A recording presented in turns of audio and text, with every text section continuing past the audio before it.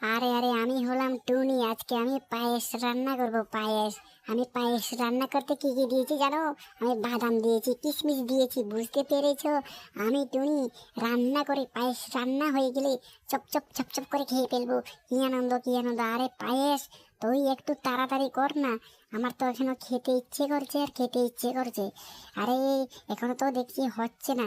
ওহো, পায়েসের গন্ধ, কি ছেঁড়া গন্ধ বের হচ্ছে রে। এই পায়েস আমি কি করে খাবো সেটাই তো চিন্তা করছি। এখনো তো পায়েস এখন হয় নাই।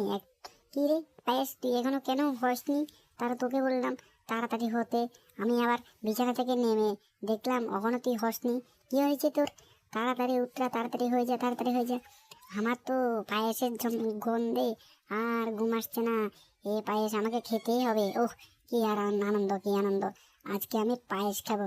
না, একটু আমি অন্যদিকে একটু ঘুরে আসি, দেখি। আরে এখনো পায়েস হয়নি, এখনো পায়েস হয়নি। কি হয়েছে পায়েস? তুই এখনো হচ্ছিস না কেন? আরে আরে, পায়েসের কি গন্ধ বার হচ্ছে! মনে হচ্ছে ধীরে ধীরে হয়ে যাবে। এবার এবার খাবো। বিছানা থেকে এবার এসে উঠে খাবো। মোটামুটি হয়ে তো গেল। এবার আমি বিছানা থেকে একটু ঘুমিয়ে আসি। আরে আরে, এবার তো মনে হয় হয়ে গেছে। এবার খাবো খাবো খাবো।